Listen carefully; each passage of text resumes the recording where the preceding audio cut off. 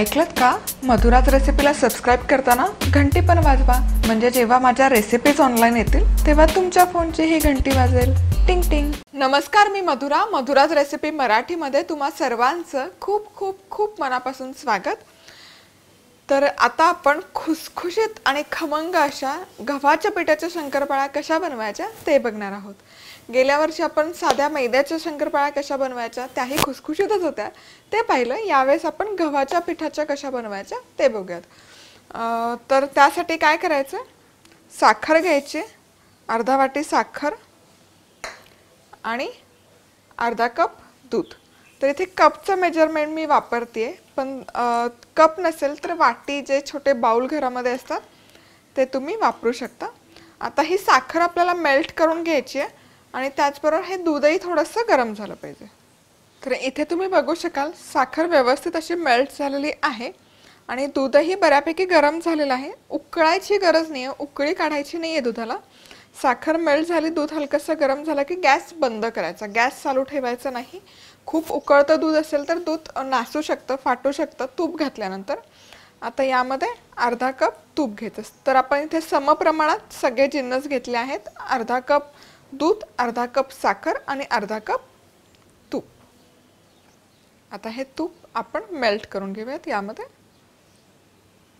चला तर मग इथे हे तूप व्यवस्थित विरघळलेलं आहे. इथे डालडा वापरलेला आहे, साजूक तूप जरी वापरलं काहीच हरकत नाही.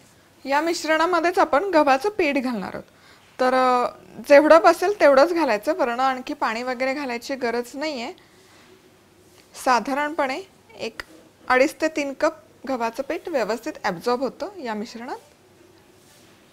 थोडंसं घट्टसरच मळायचं शंकरपाळीचं पीठ, म्हणजे शंकरपाळी छान खुसखुशीत होतात आणि मेन म्हणजे तळताना विरघळत नाही. तुम्ही जर हे पीठ सैल ठेवलं तर ते तळताना विरघळू शकतात, त्यामुळे थोडंसं घट्टसर मळून घ्यायचं.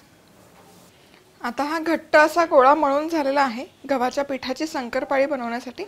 आता एक बाउल घ्यायचा, बाउलमध्ये हे पीठ काढून घ्यायचं आणि 15 ते 20 मिनिट फक्त आपण हे बाजूला ठेवून घेऊयात. चला तर मग इथे फक्त 10 ते 15 मिनिट मी हे बाजूला ठेवलं होतं. आता आपण याच्या शंकरपाळ्या लाटून घेऊयात. छान असं एकसारखं करून घ्यायचं. थोडंसं असं भुसभुशीत वाटू शकतं. जर तुम्हाला खूप असं हे भुसभुशीत वाटलं तर थोडं दूध लावून आणि थोडंसं गव्हाचं पीठ लावून पुन्हा मळू शकता. पण शक्यतो असंच टेक्स्चर ठेवायचं, त्यामुळे काय होतं की शंकरपाळी छान खुसखुशीत होतात. त्याला ते खस्ता टेक्स्चर जे असतं ते छान येतं, तोंडात विरघळतात. तुम्ही बघू शकाल हे एकसारखं होत नाहीये, असंच आपल्याला हवंय टेक्स्चर.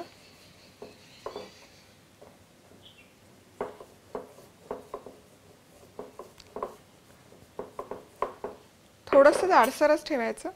त्याचे एजेस जे आहेत ते कट करून घ्या आणि तुम्हाला हवं त्या शेपमध्ये तुम्ही याची शंकरपाळी करून घेऊ शकता. मी शक्यतो स्क्वेअरच ठेवते.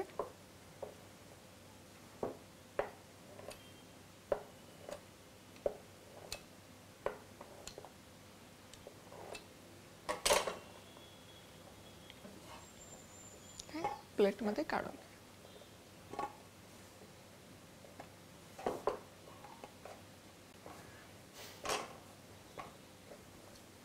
आणि याच पद्धतीने आपण उरलेल्या शंकरपाळ्या बनवून बघणार आहोत. तर गेल्या वर्षीही आपण खूप साऱ्या दिवाळीचे पदार्थ, दिवाळीच्या रेसिपीज बघितल्या आहेत. लाडूचे भरपूर प्रकार आहेत.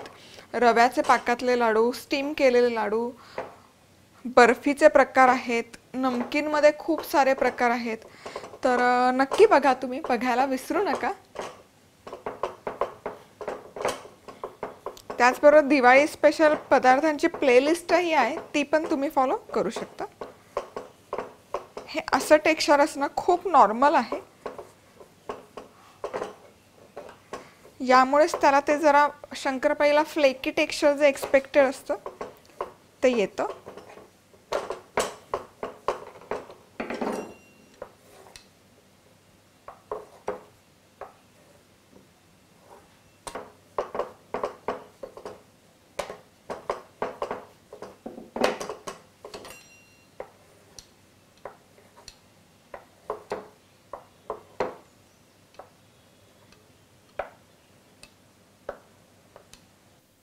चला तर मग इथे काही शंकरपाळ्या मी लाटून घेतल्या, त्याचबरोबर शंकरपाळ्या फ्राय करण्यासाठी इथे तेल लो टू मीडियम हीटवर गरम करून घेतलेलं आहे।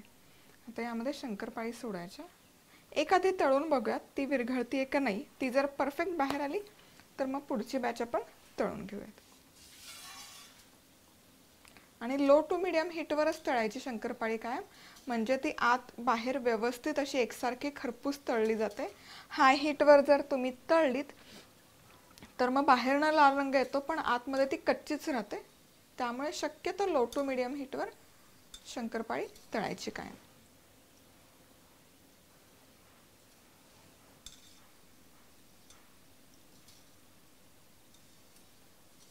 परफेक्ट अजिबात विरघळत नाहीये।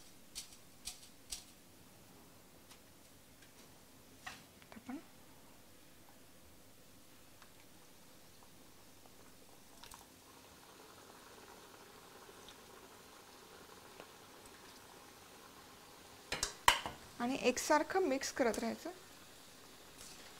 म्हणजे मग ते एकसारखी तळली जाते। मस्त अशी तळून झालेली आहे। आणि काळजी घ्यायची की लो टू मीडियम हीटवरच तुम्ही तळताय, नाहीतर शंकरपाळी आतपर्यंत तळली जाणार नाही आणि त्याला जे खस्ता टेक्स्चर एक्सपेक्टेड असतं तेही येणार नाही। आधी सबस्क्राइब करायला विसरू नका, सबस्क्राइब करताना बेल आयकॉनवरही क्लिक करा। तर ही गव्हाची शंकरपाळी मस्त दिसतात, छान खुसखुशीत झालेत, अजिबात वाटत नाहीये फ्लेकी झालेत की गव्हाच्या पिठापासून बनवलेले आहेत। दिवाळी विशेष स्पर्धेमध्ये भाग घ्यायला विसरू नका। तर आज वेळात वेळ काढून तुम्ही ही रेसिपी पाहिल्याबद्दल तुम्हा सर्वांचे खूप खूप खूप मनापासून धन्यवाद। पुन्हा भेटूयात अशाच एका छानशा खमंग रेसिपीवर। तोपर्यंत मस्त राहा, खुश राहा, आनंदी राहा आणि सगळ्यात महत्त्वाचं खात राहा।